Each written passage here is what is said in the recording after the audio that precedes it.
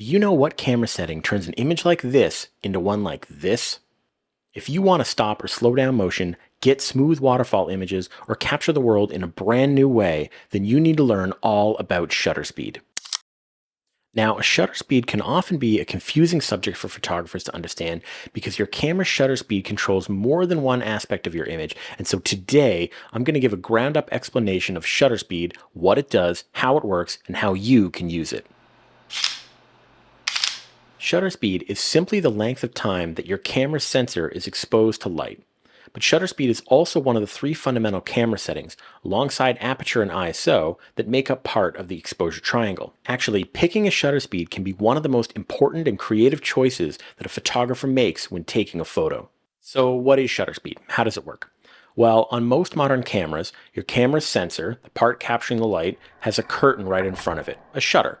That shutter blocks light coming in from your lens from entering the sensor. This is an internal part of the camera, and you only get to see this if you have an interchangeable lens camera, like this one. And not all cameras have a physical shutter. My iPhone, for instance, has an electronic shutter which has no moving parts. This electronic shutter achieves basically the same effect as a mechanical one, but with a different method. When you take a photo, this shutter quickly moves in front of the sensor and then out of the way, so that the camera sensor can see the light coming through the lens. Think of this as opening and closing the shutter. When the shutter is open, the sensor is exposed to the light, and when the shutter is closed, the camera sensor is no longer exposed to the light. The time between opening and closing the shutter is called the shutter speed. Shutter speeds are generally measured in seconds or fractions of a second. Here, the fraction 1/60 tells me that my shutter will be open for 1/60th of a second, and this shutter speed tells me that the shutter will be open for 2 seconds. So why is this important? Well, the longer your shutter is open, the longer your camera sensor will be exposed to the light, filling it up and making your image brighter. Let me give you an example. If your camera sensor was 1 pixel, you could think of it like a glass slowly filling with water. The longer the glass is under the tap, the more water. But too little time under the tap, too little water. Too much time under the tap, too much water. As a photographer, what you need to do with your shutter speed is find the right shutter speed that lets in the right amount of light to properly expose your image. And picking that shutter speed based on how much light you have is critical to avoid getting an image that's not too dark or not too bright. Take a look at these 3 images here. From left to right, the image becomes brighter, and from left to right, the shutter speed becomes longer. The longer the shutter speed, the brighter the image. But there's a catch. As your sensor fills up with light, if that light moves while the shutter is open, then more than one glass is going to catch the water, right? This effect is called motion blur. Motion blur is when an object, or your camera, is moving while the shutter is open, causing light from the scene to smear across the frame. Think of a pen writing on paper. If you just put the pen down on the paper, you get a dot. Move the pen, you get a line. But also, if you keep the pen still and move the paper, you also get a line. This type of motion blur is called camera shake, which is when the motion that you're capturing is not the subject's moving, but that your camera is moving. To avoid motion blur or camera shake, you need your shutter to be fast.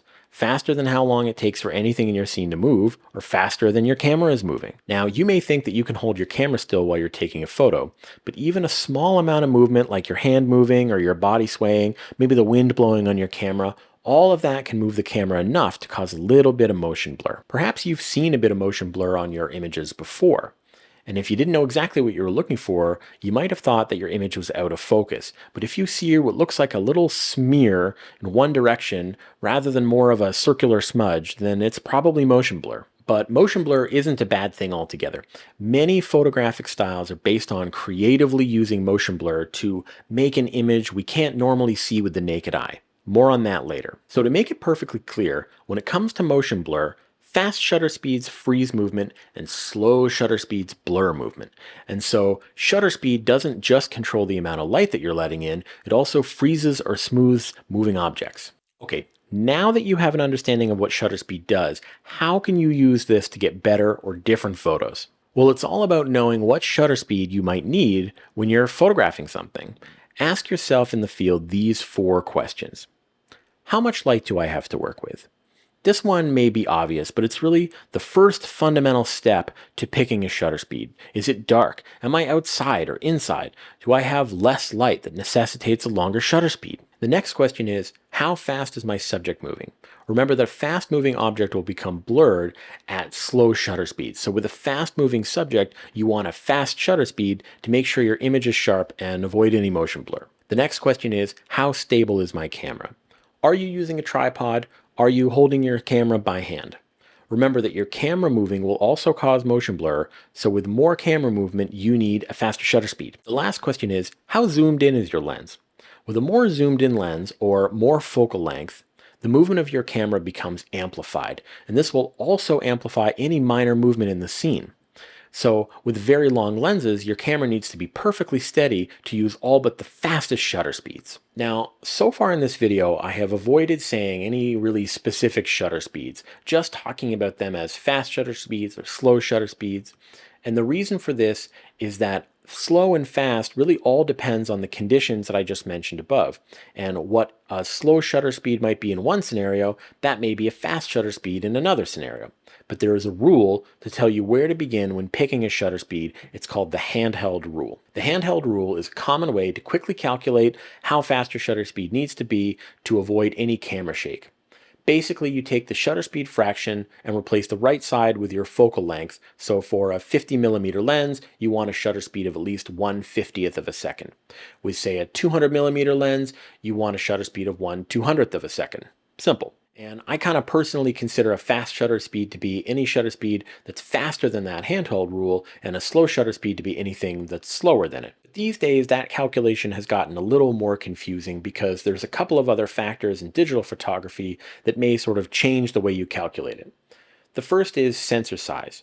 If you're using a crop sensor camera like an APS-C sensor or a point and shoot camera with maybe a micro four thirds or 1-inch sensor, you need even more shutter speed to compensate for the cropping in effects that those sensors have on a lens. The other thing is image stabilization, which many cameras have today and will counteract a little bit of your handheld movement, meaning that you can use longer shutter speeds without any camera shake. For me personally, I continue to use this handheld rule because it's simple.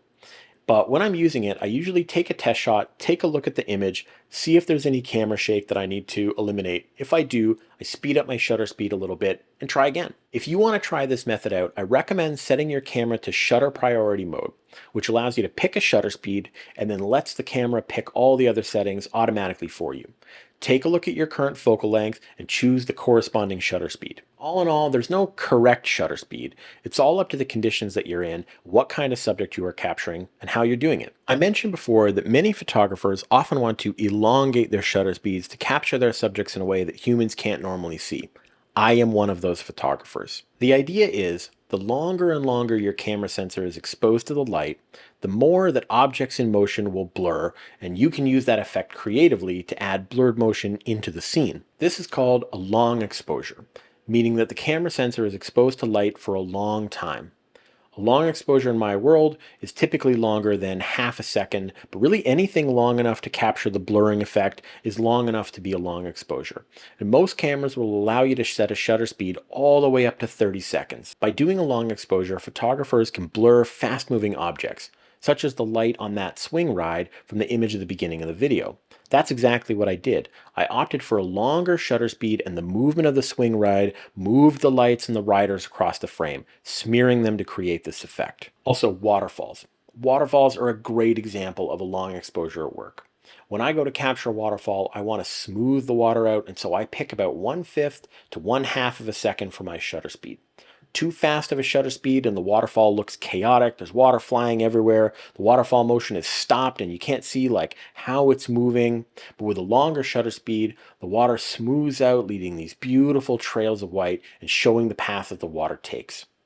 To capture a long exposure without any camera shake, you need a tripod. You use your tripod to lock down your camera's movement, holding it still while the camera sensor is exposed, allowing for a longer shutter speed without any motion blur. Let's talk about some other styles of photography and what shutter speeds those photographers might choose. Sports and wildlife photographers are usually choosing very high shutter speeds, typically above 1/500th or maybe even 1/1000th of a second. By picking these high shutter speeds, they freeze the action and it lets them take a burst of images within a short period of time and select the best image, knowing that they probably have little chance to wait for the perfect moment and try to get it again. Many fine art photographers make use of very long shutter speeds. I personally have done 2, 5, 10 minutes of exposure to smooth out waters, clouds, cars, and lights at night.